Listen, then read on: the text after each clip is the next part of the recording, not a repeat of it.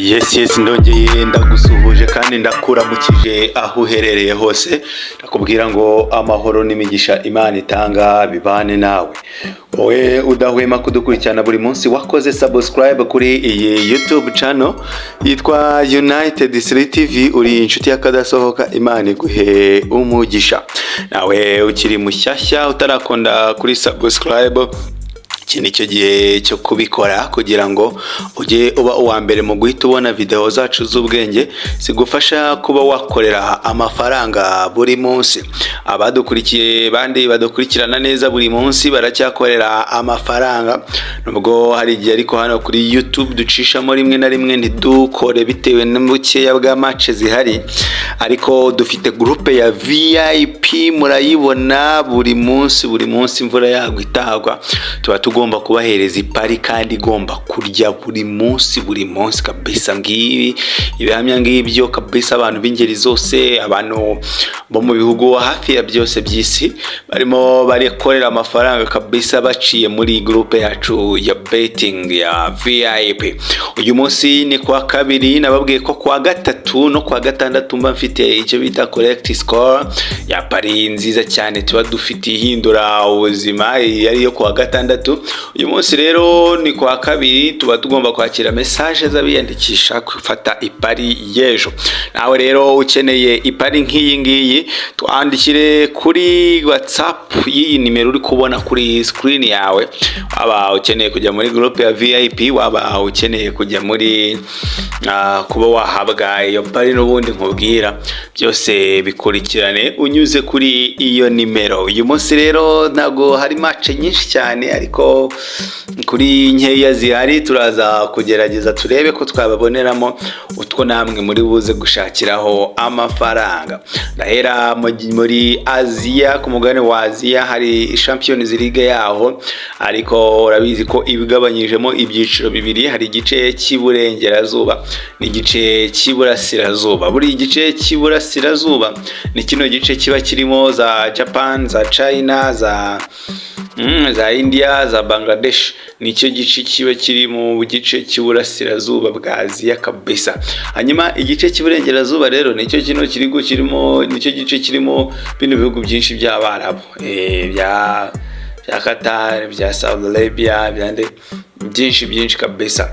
Rero mu gice cy'iburasirazuba ikipe yitwa Port yo mu Bushinwa iraza ko yakiriye Guangzhou. Ndaza kugusaba Guangzhou to win or draw. Ikipe yitwa Guangzhou Guangzhou kabisa iraza kuba itsinda cyangwa se inganye. Hanyuma muri icyo cyerekezo kandi baraza ko hari Central Coast iraza kuba ikina na Yokohama, ni mu kanya saa 4 padi n'abacika tu. Yokohama kabisa ndaza kugusaba Yokohama gutsinda cyangwa se kunganya umukino.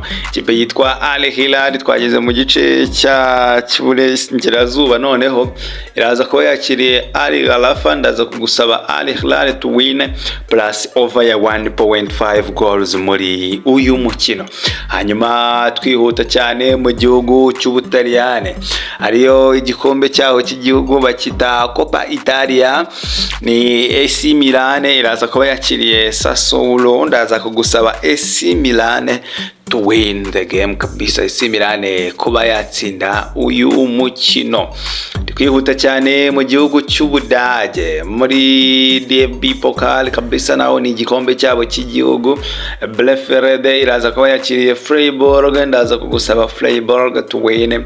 Hanyuma Bayern Munchen iraza kuba yakiriye Bayern Leverkusen. Ndaza kugusaba Bayern Munchen to win kabisa. A1 iyi Bayern igomba gutsinda. Bayern Munchen na Bayern Leverkusen ni win ya Bayern Munchen kabisa. Hanyuma mu gihugu cya Espanya, championa yao yitwa La Liga, ekipe ya Mallorca iraza kuba yakiriye Barcelona. Ni nayo match yonyine hano no munsi. Ndaza kuba ngusaba Barcelona to win. Barcelona imaze iminsi yitwara nabi ndabizi, yagiye kunganya na Celta 2-2.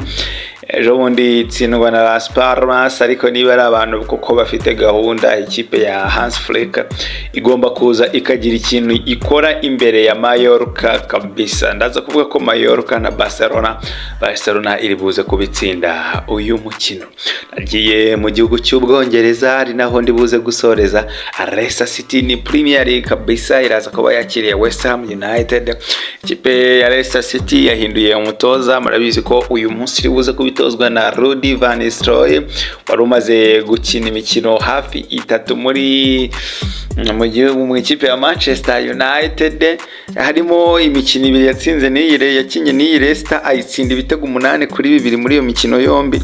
Kabisa yahise ivuga ati uyu muntu tubabaje gutya ari foke natwe tuhite tumuha akazi. None rero uyu munsi baraza kuba bakiriye West Ham United Hammers. Aza rero kuvugira ngo ugure West Ham United gutsinda cyangwa kunganya kabisa uyu mukino. Ipswich Town iraza kuba yakiriye Crystal Palace. Ndaza kuba ngusaba ikipe ya ndaza kuba ngusaba both team to score kabisa, cyangwa se ama ekipe yose kuza kuba yinjizanya. Ukeneye VIP, ukeneye correct score, ukeneye kutujoininga muri groupe, twandikire kuri iyi nimero ubashe kubana natwe 5 kuri 5 mubikore muri bench kabisa, kuko abantu bo murabibona ko barimo barakorera amafaranga. Nawe wizuyaza, iki nicyo gihe cyawe. Buriya niyo byaba 10,000 waba ukorera ku munsi cyangwa 20 kabisa, amafaranga ni meza cyane, yazagira icyo gufasha mu minsi iri imbere. Imana barinde, ndabakunda cyane. Ciao ciao.